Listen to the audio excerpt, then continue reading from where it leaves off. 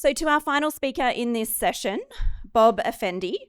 Bob is the founder of PT Xpert Synergy Solution, a nuclear and other energy adoption promoter in Indonesia. He's over 30 years of leadership experience in the energy sector, including a decade as the Chief Operating Officer of PT Thorcon Power Indonesia. And I'm going to let Bob tell you all about that particular advanced reactor technology and its innovative deployment scenario. I spoke at a conference with Bob earlier this year in Tokyo, and I was mesmerized by his presentation, not only in its delivery, but also in its content. So no pressure, Bob. We very much look forward to hearing from you this morning. Thank you.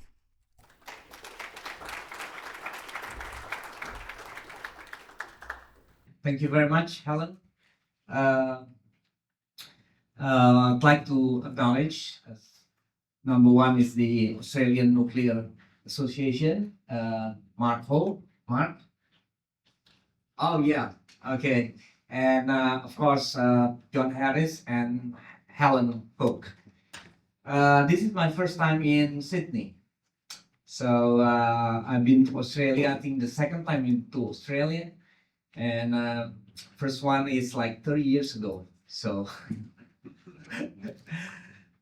I hope from now on I'll be going here quite often. So talking about nuclear, right? So I think every country in the world, start nuclear program with a different why. You have to have a why. Why nuclear, right? So because if you look at the Mr. Mark Wango from Philippines, I mean, the why is prosperity, right? So, and then if you go look at maybe Bangladesh, right? Say Bangladesh is a very, it's not too rich country, right? The why is because of fuel fluctuations, right? So every other country has to have a different why, right? So in Indonesia, the why is prosperity, again, the same, and growth, because we need to, catch up with other countries, right? So for example, and then when you talk about nuclear power, you're talking about energy, right? So on the coffee break, I met a guy, here's Peter. Where's Peter? Right. Here's go, Peter. So he asked me, well, what's missing from the discussion, just happened is nobody talks about energy, right? So energy is the key to prosperity. Everybody wants to be prosperous, right? Everyone to have wealth, right? And prosperity and energy are very related. They are, right? So in order, like Indonesia, we are called developing country. Australia is a developed country, right? So meaning if you are developing country, meaning that you have not reached yet that prosperity level.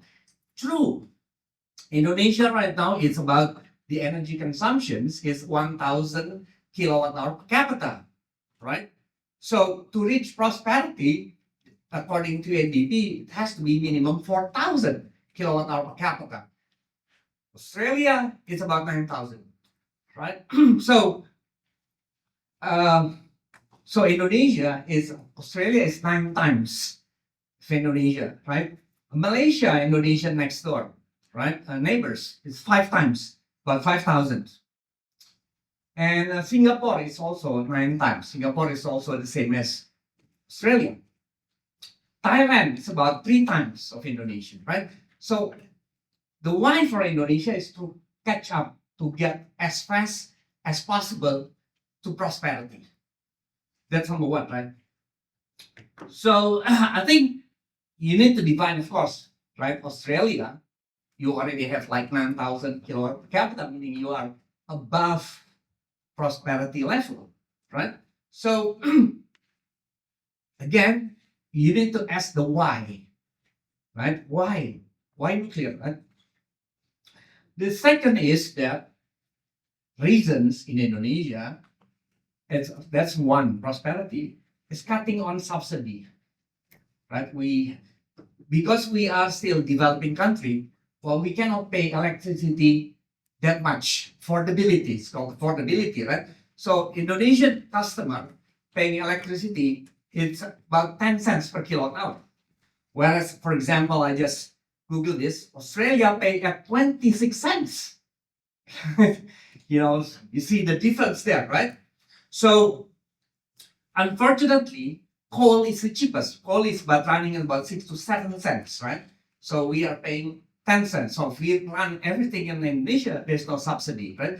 But 60%, about 65% in Indonesia is run on coal. What's obvious because we don't want to subsidy. But the rest, 30%, almost 30%, it's about 12, 13 cents. That's where the subsidy. So it's actually, there's only about 3 cents of subsidy. But that 3 cent subsidy amount to about $7 billion a year. And the promise or the premise of nuclear is to cut down on this subsidy, right? So the premise of nuclear that we can run it at about 8 to 10 cents. So then, cutting on the subsidy. So that's the reason number one. Number two, right? Then of course, number three is reliability, of course, has to be reliable, 75% capacity factor, and clean. And the last one is fuel security. If you remember, Mark Wangel says about the fuel security, right? Fuel security is very important, right? And then you will see in my presentation why, we need to have nuclear because of the fuel security is that that we don't have enough resources to run our country. That's nuclear. That's about me, right? So the one that I like highlight is actually, after about 12 years of pushing nuclear, I finally got a recognition from the Indonesian Nuclear Society, So it's been an uphill battle. So I was, for the past 10 years, I was working for this nuclear company on the phone. That's how I was, sort of like as chief operating officer, get paid, to open up the door for nuclear. So I think I have a good experience here because previously Indonesia was like no to nuclear. It's not like in Australia, but it's the last options, right? So you use everything, every other resources first. You spend up all other resources. Then after you have spend up all other resources, then you can use nuclear, right? So I changed the narratives, right? I changed the narratives, and that's why then finally in 2019 it's starting to move from last option into a viable options. So at the end of my slide, I will sort of like my lesson learned, but basically it's the narrative. You have to change the narrative. It's like there's a word, don't change. So don't dance to the song of the anti-nuclears. Because I think for past 3-4 decades, the nuclear sector globally has been dancing to the tunes of the music of the anti-nuclear. And this has to change. So when you change the tune, the narrative change. So, and I got a trophy to prove that. Right, so I'm recognized, right? And then out of the 7 recipients, I'm the only private sector. I mean, the other 6 is all government employee. All right, this picture, right? Now, what I'd like to point out is, like there's 37 countries there, and Indonesia is there.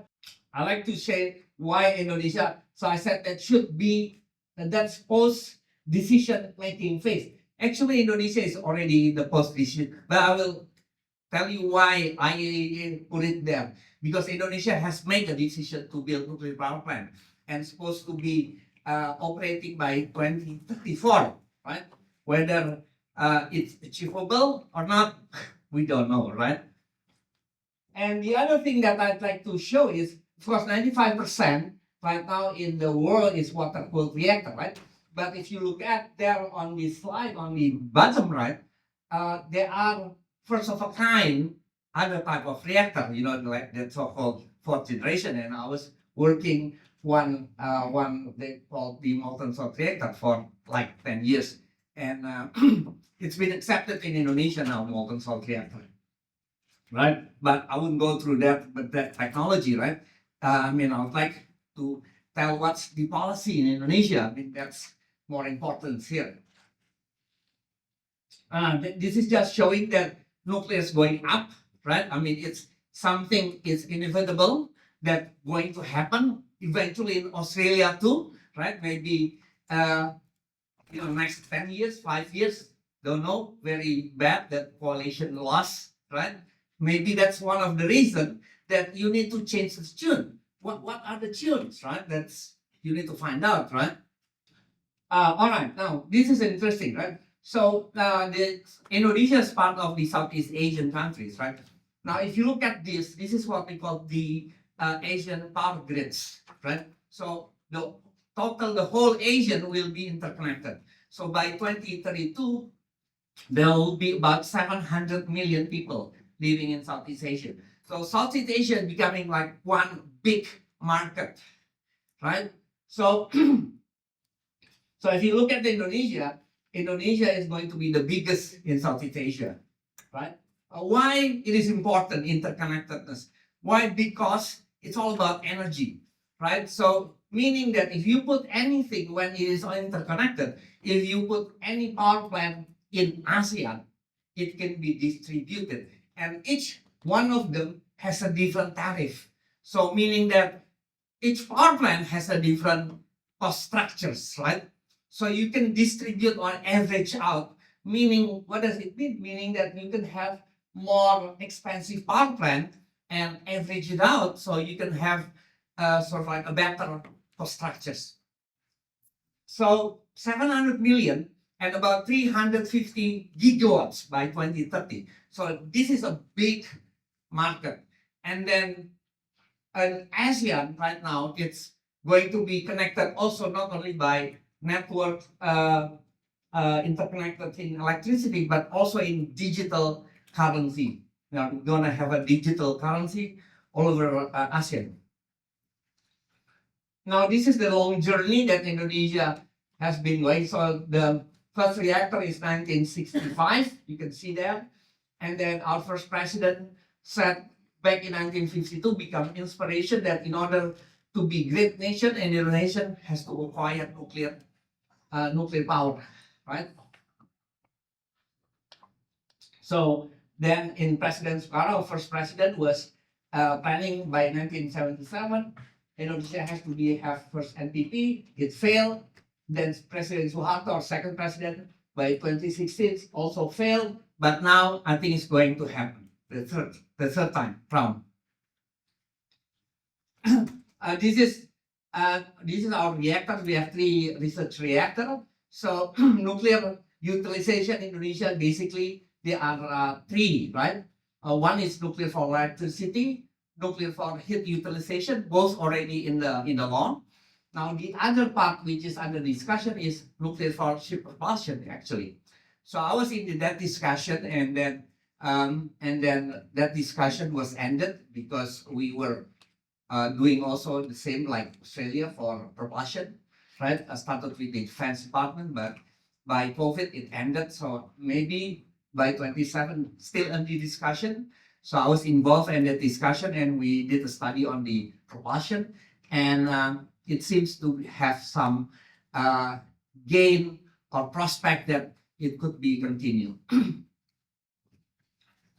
Now, this is the reason, right? So this is the energy planning. So if you look at this, and on the left side, that's the demand, right? So we want to be 5,000 kilowatt per capita by 2060. That's the same level as Malaysia. Therefore, we need to increase 5 times. Now, how do you increase 5 times, right?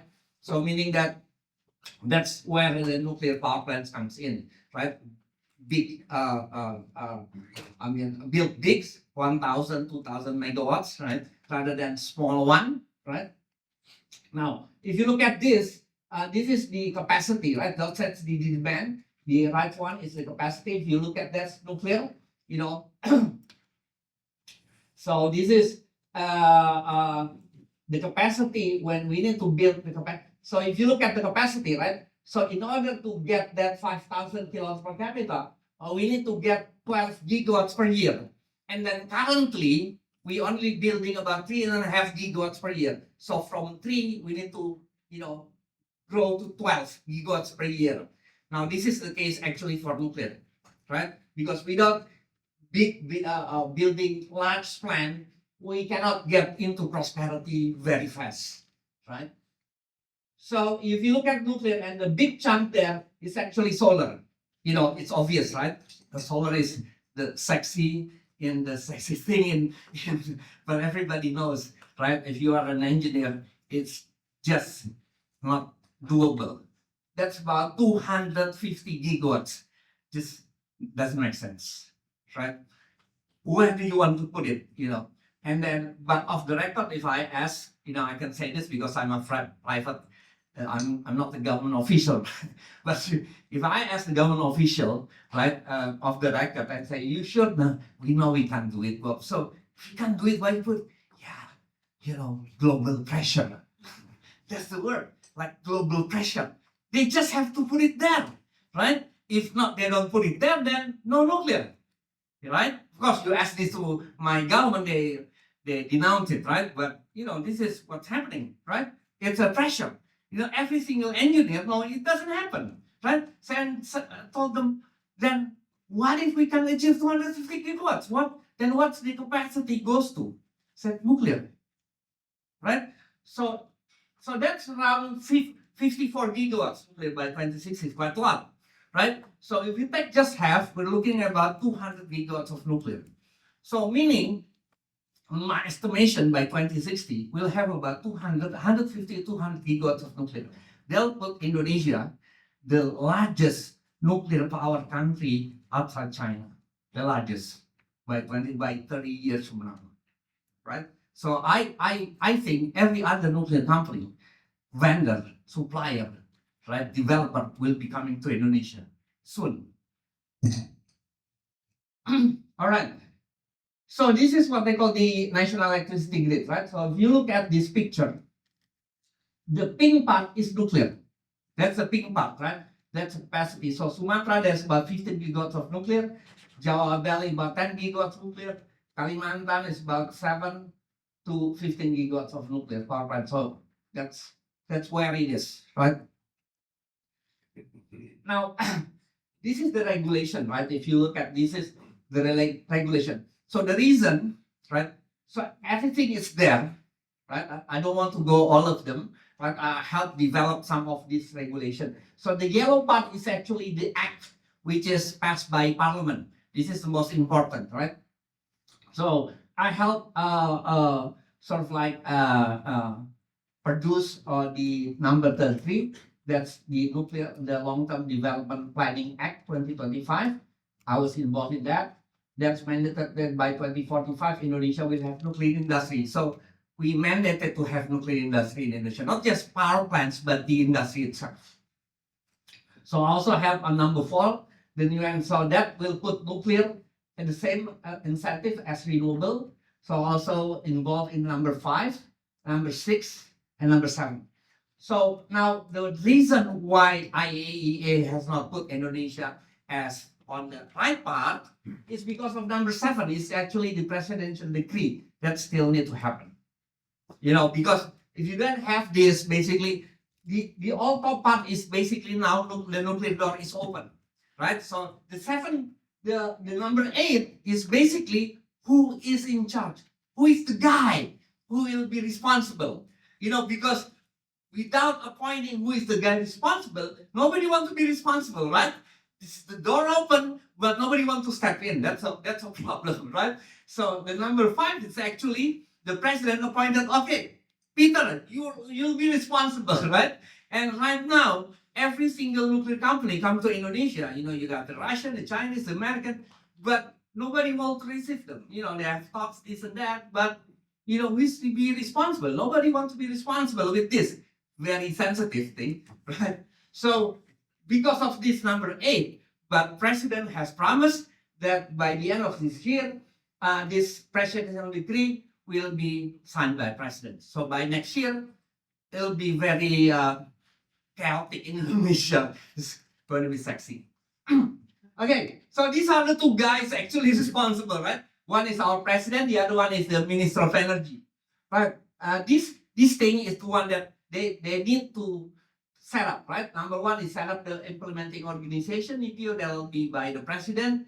Then selected site for the first NPP. We have not selected site yet, right? We have 28 sites already studied. It's not yet, so that's going to be the president. Right now, actually going to be the organization, the DPO. The DPO is going to select the site, right? I mean, it's obvious, right? I mean, it's kind of ridiculous. I think, like in Egypt, the first thing they do when we want to build nuclear power, hey, it's a site, right? But Indonesia, it's the people, right? It's the organization first. Who will be responsible? So that organization is the one that's going to pick up the sites. Then, of course, select vendor and technology for the first NPP, whether it's the Rosatom, is CNNC. We have not decided yet, right? So, but every other vendor, from the US, from China, from Russia, is coming into Indonesia, but we have not yet made that decision. Who is going to make the decision? Not the president. It's the organization. Again, right? Of course, I already knew where we will be leaning, right? Then you have to determine the electricity tariff for the NPP, because part of the NPP is affordability. Why we want to go to nuclear power plant is because we think it can reduce the subsidy. That's why it's important. So then you have to have a G2G government cooperations, the one like Egypt has with Russia. That has not, even though we sign agreement with Russia or MOU, sign MOU with China, sign MOU with the US, everything is just MOU, but no agreement, no agreement yet. Then, of course, determine the financing part. Important, right? It costs a lot of money, and we have not yet determined how do we want to finance this. Of course, there's a lot of scheme, and I was involved in a lot of this discussion on all these topics, but it's too long to discuss. So if you look at underneath, these are the long-term development plan for nuclear power plant, according to the law, to the act, right? So between 25 to 2030 is planning phase, which is right now happening. Then between 31 to 35 is the first nuclear power plant, right? So the target is between 32 to 34. Then 36 to 40 is the expansion, and 41 to 45, the law mandated we have an industry. So we don't want to have just building nuclear power plant, but we want the whole shebang, the industry, the supply chain, because we have uranium. We want to build also a fuel supply chain, All right. I don't want to go through all this, we have already complete nuclear safety policy regulation has been reviewed by IAEA, and it's considered complete. So, but the one that we have not yet done is actually what the homework regulation and all things regarding nuclear waste, including the repository and the site where we're gonna store this waste, and the technology. So Australia, you already advanced, right? So you already select the site for that. And synchronizing on nuclear commission and the electricity commission. And the fourth is advanced reactor licensing, right? Because we know we're going to have advanced reactor. It's already, so we're going to have both. We're going to have the large scale conventional, right? And we also have the advanced reactor. It's already determined by the government, right? So this is going to be the regulation. I'm not going through with that, but we just going to point out that BAPETEN, this is from our nuclear regulator presentation, right? So BAPETEN already accommodated not only the light water reactor, if you can see here water reactors, but also the non-water reactor type, anticipating the small modular reactors. So we are there, but it's not done yet, and we are part of the IAEA Nuclear Harmonization and Standardization Initiative. Now, this is actually an important part. Why? Because the idea is for the SMR developer, right? They want to cut costs, right? Because they want to cut costs, meaning two things. They want to standardize the supply chain. The other thing is they want to standardize the licensing process, because every other country have a different licensing process, right? because a lot of the cost and time consumed is actually based is on the regulatory body, nuclear regulatory body. So what the NHSI initiative promise is that once you are licensed in one country, right, it could be accepted in another country. For example, in Asia, the one that member of the NHSI is Indonesia, Japan, and South Korea. What does it mean? So if an SMR reactor licensed in Indonesia, it'll be accepted in both Korea and Japan, maybe Europe or America, right? So that's the idea. Right now, so this is the principle, right? So why would a first of a kind developer want to license in Indonesia? Because of this thing, right? It's performance based, technology neutral regulation, and so welcoming advanced design, right? Meaning that it's friendly to a non-light water reactors, right? And statutory timeless, ensuring efficient review, meaning that the government has strict timelines. How long that it? If you look at this timeline, under this year, the maximum allowed timeline is about 7.7 years maximum. If you go beyond that, the nuclear regulatory body can be sued. That doesn't happen in other parts of the world. In Indonesia, yes. So we have budget constraint and time constraint, which is actually this is what the SMR developer are looking, right? So clear commercialization pathway between the sort of like the first of a kind into commercial. We have a clear pathway there. So we really define our licensing process to accommodate the up and coming fourth generation reactors. And most importantly, BAPETEN integration into IAEA harmonization initiative, right? So, and then this is just a comparison snapshots of between BAPETEN, United States, Japan, and South Korea, right? So it's very efficient, and so if you are a fourth generation or SMR developer, Indonesia is the time to go actually, So public acceptance, right? So interesting.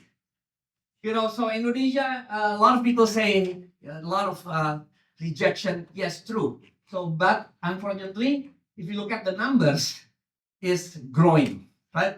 And from our study that we found out the nuclear rejecter, right? There's like five category. You have the uncompromised, misinformed, disappointed, aggrieved, and influenced by peer pressure. At other five, right? If you give education, all four changes. Okay, time. Okay, go here. So this is the place where we studied all the situation or the sites, right? Okay, and then this is, you can see all this interconnected. Now, this is important, right? So you actually have two pathway in nuclear, right? You got the new build nuclear, with a lot of countries have this new build. But I developed personally and successfully now in the regulation is what they call coal to nuclear, right? I'm the project director, right? This is on the regulation already, right? So we are converting our coal power plant into nuclear reactors, right? Not just nuclear, it could be geothermal, it could be any clean. But the big capacity coal power plant, the 600, 1000, going to be nuclear, going to convert it. So I was the project director. So this is my team. So we did a study on the 600 megawatts coal power plant. It's part of the global repower initiative. So now it's globally. I don't want to go to this. This is all the actually foreign company. You can go through this, right? Now I'd like to focus on this actually, the lesson learned. This is my opinion, right? It could be different, but this is my opinion. For Australia, right? Because number one is persistent, never give up, right? You have to be persistent. I did this for 12 years. I really open up, right? And then two, create a narrative and several keywords. This is I say, create a narrative and be consistent with the narrative. So every other guy, every other organization say the same things, right? The fourth is you need several nuclear champions, important, right? Both in parliaments, you have to have a guy in parliament that can say that nuclear champion. And outside, I was the guy that outside. I have my peers also both in the parliament and also in the National Energy Council, right? So you have to have a champion, right? And fourth, create NGO with nuclear evangelists in all levels, in school, university, professional media, all trained with the same narrative, facts, and data, right? I've done all of this, and it's working in Indonesia. I don't know in Australia, right? But I'm just sharing my thing. So uses social media to spread narrative and recruit evangelists, right? Very powerful social media. And the sixth, put nuclear energy in the economic context, right? Sometimes, countries forget to put how it impacts the economy, like the tariff, reliability, fuel security, and seven, show government the facts and data. Sometimes, people forgot to a simple thing, right? Death per terawatt hours, right?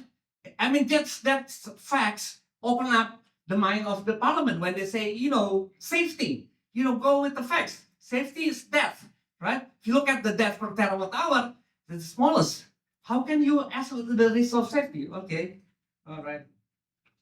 Closing up. Engage on all levels of government, and the eighth, this is important, do not dance to the anti-nuclear song. Create your own song. Create your own song, right? And then, the nuclear industry for five decades has been always answering to the nuclear songs, right? The anti-nuclear songs, so that's why, always answering, what about the waste? What about the safety? What about this? What about that? And then it's never ending questions. You need to have your own song. That's it. Thank you very much. Ladies and gentlemen.